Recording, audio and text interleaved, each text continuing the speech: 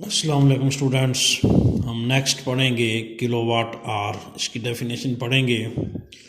ये देखें, ये पीछे हमने पावर का फार्मूला पढ़ा था। पी का फार्मूला होता है W/T। पावर का यूनिट था वाट, वर्क का यूनिट था जाउल और टाइम का यूनिट था सेकंड। तो सेकंड उधर आकर मल्टीप्लाई करेगा, जाउल जो है वो किसके इक्वल होगा, वाट सेकंड के। तो जाउल वाट सेकंड के बराबर होता है। जाउल एनर्जी का यूनिट है। वर्क का यूनिट भी जाउल होता है, एनर्जी का यूनिट भी जाउल होता है। तो याद रखें, ये वर्क और एनर्जी का यूनिट सेम होता है। यूनिट ऑफ एनर्जी जाउल है और जाउल की वैल्यू अगर हम पुट करें तो जाउल किसके इक्वल है, वाट सेकंड के। तो इससे पता लगा कि एनर्जी का यूनिट वाट सेकंड होता है।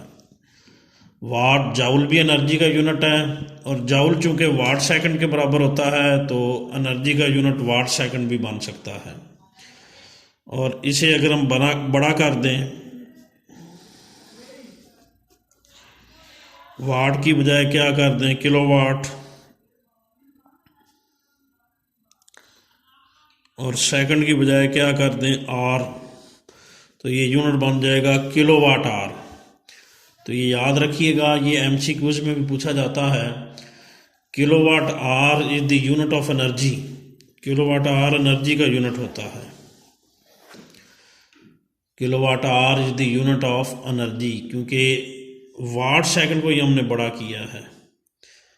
याद रखें, एनर्जी का यूनिट जाउल था, जाउल की वैल्यू पुट की वाट सेकंड, वाट सेकंड को बड़ा कर दिया, वाट की जगह किलोवाट कर दिया, सेकंड की बजाय आर कर दिया। जैसे सेकंड भी, जैसे हम जो लेंथ का यूनिट मीटर भी ले सकते हैं, किलोमीटर भी, डेसीमीटर भी, तो यूनिट छोटे बड़े किए जा सकते हैं। तो वाट को बड़ा कर दिया किलोवाट, सेकंड को बड़ा कर दिया तो आर हो गया। Kilowatt hour is the unit of energy. तो ये याद रखें कि किलोवाट आर एनर्जी का यूनिट होता है। और एनर्जी में भी जो इलेक्ट्रिकल एनर्जी है वो आमतौर पे किलोवाट आर में मेजर की जाती है। आम एनर्जी की बजाय जो सिर्फ इलेक्ट्रिकल एनर्जी है वो किलोवाट आर में एक्सप्रेस की जाती है। किलोवाट आर ये यूनिट एनर्जी का ही है, लेकिन इलेक्ट्रिकल एनर्जी इसमें मेजर की जाती है। तो एक ऐसी बॉडी जिसकी पावर 1 किलोवाट हो, वो 1 घंटे में जितनी एनर्जी सर्व करेगी, जितना वर्क करेगी, उसे हम 1 किलोवाट आर कहेंगे। एक ऐसी बॉडी जिसकी पावर 1 किलोवाट हो, वो 1 घंटे में जितना वर्क करेगी या जितनी एनर्जी लगाएगी, उसे हम क्या कहेंगे, 1 किलोवाट आर कहेंगे। तो किलोवाट आर भी एनर्जी का यूनिट है, जाउल भी एनर्जी का यूनिट है। दोनों के दरमियान हम यहाँ रिलेशन बनाएंगे कि दोनों के दरमियान रिलेशन क्या बनता है।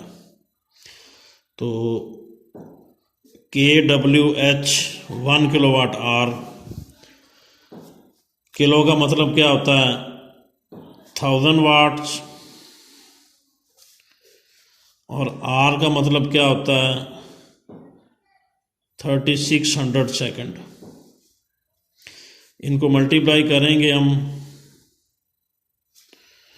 तो ये वाट साथ क्या हो जाएगा, सेकंड। अभी हमने पढ़ा था पीछे कि वाट सेकंड जो है वो जाउल के बराबर होता है। ये हम किलोवाट आर और जाउल के दरमियान रिलेशन बनाना चाहते हैं। तो वाट सेकंड किसके इक्वल होता है, जाउल के। उसकी वैल्यू जाउल पुट कर देंगे इधर इस इक्वेशन में।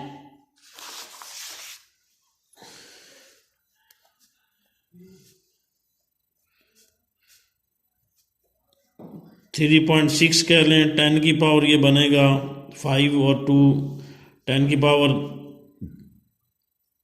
6 बन जाएगा।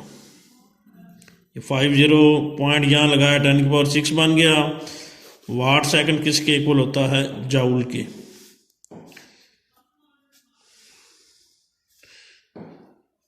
टेन की पावर 6 मेगा होता है। तो याद रखें कि 1 किलोवाट आवर 3.6 मेगा जूल के बराबर होता है। तो किलोवाट आवर एनर्जी का यूनिट है, जूल भी एनर्जी का यूनिट है, और 1 किलोवाट 3.6 मेगा जूल के बराबर होगा। तो ये याद रखें, इलेक्ट्रिकल एनर्जी आमतौर पे किलोवाट आवर में मेजर की जाती है।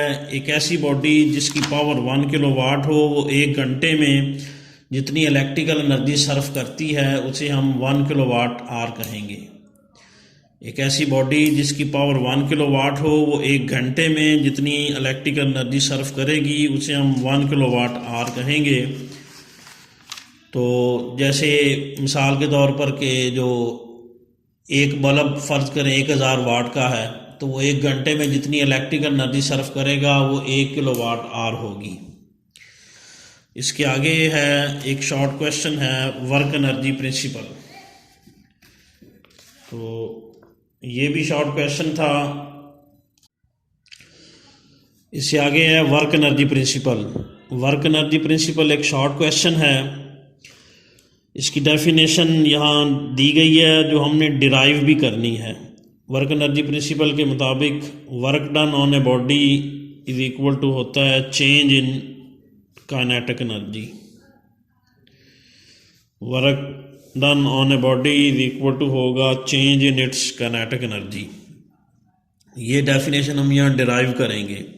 तो डिराइव करने के लिए ये कंसिडर करें, एक बॉडी उसकी मास m है, वो vi वेलोसिटी से मूव कर रही थी, उस पर एक फोर्स F अप्लाई हुई जिससे उसकी वेलोसिटी vi से चेंज हो के कितनी होगी, फ़र्ज करें vf।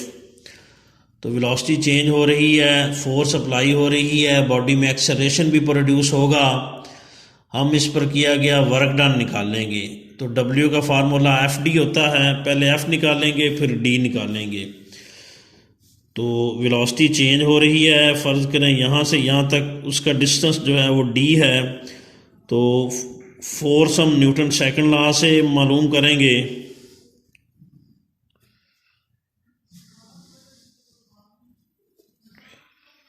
जिसके मुताबिक F जो है वो किसके इक्वल होता है, ma के। इसको इक्वेशन नंबर 1 कहेंगे। और D जो है वो हम न्यूटन जो थर्ड इक्वेशन ऑफ मोशन से निकालेंगे, फिर दोनों को मल्टीप्लाई करके ये वर्क निकालेंगे, उससे फिर ये रिलेशन प्रूफ करेंगे। तो using third equation of motion, इसके मुताबिक 2as s की बजाय यहाँ पर D आएगा, इज इक्वल टू होगा vf स्क्वायर माइनस क्या आएगा vi स्क्वायर। यहाँ से हमने d निकालना है, 2a इधर आकर डिवाइड करेगा, इधर होगा vf square minus vi square, ये d की वैल्यू निकलेगी। तो इन दोनों को मल्टीप्लाई कर दें, क्योंकि f को d से मल्टीप्लाई करेंगे तो वर्क बन जाता है, इसलिए हम मल्टीप्लाई कर रहे हैं।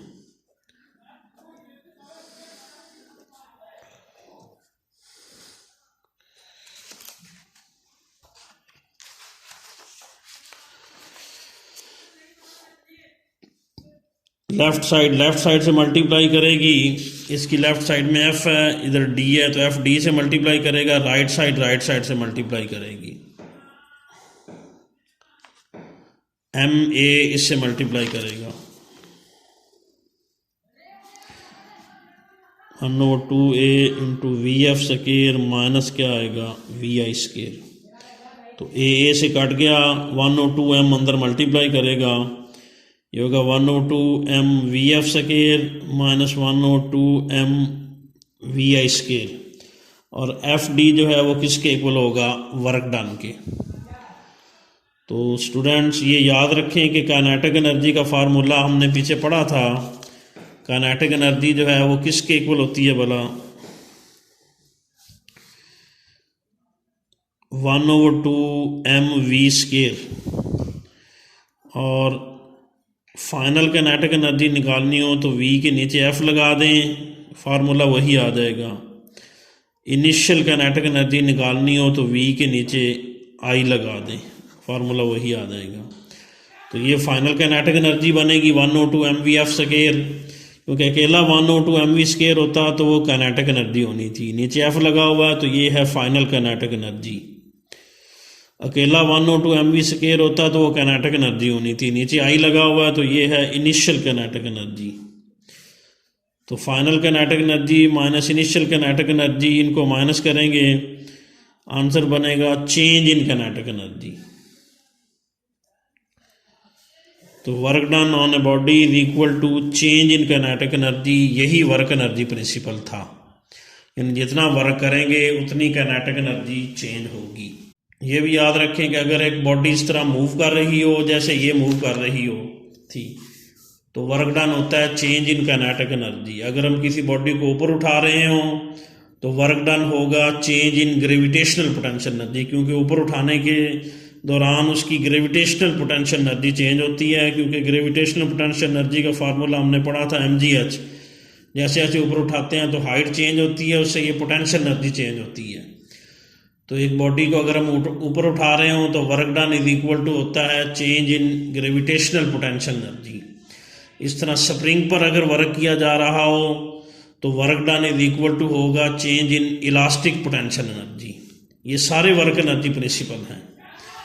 एक बॉडी मूव कर रही हो तो वर्क डन होगा चेंज इन काइनेटिक एनर्जी। किसी बॉडी को अगर हम ऊपर उठा रहे हों तो वर्क डन होगा चेंज इन, जितना हम वर्क करेंगे उतनी उसकी ग्रेविटेशनल पोटेंशियल एनर्जी चेंज हो जाएगी। यानी जैसे जैसे ऊपर उठाते जाएंगे हाइट बढ़ती जाएगी, उसकी ग्रेविटेशनल पोटेंशियल एनर्जी भी बढ़ती जाएगी। तो work done change in gravitational potential energy होगा। इसी तरह स्प्रिंग को जब दबाया जाता है तो work done is equal to होता है change in elastic potential energy. तो एक बॉडी मूव कर रही हो, उस पर जो वर्क डन होगा वो चेंज इन काइनेटिक एनर्जी होगा। ये वर्क एनर्जी प्रिंसिपल की स्टेटमेंट है। ये भी वर्क एनर्जी प्रिंसिपल ही है। किसी बॉडी को ऊपर उठाएं तो work done change in gravitational potential energy होगा। स्प्रिंग को दबाएं तो work done change in elastic potential energy होगा।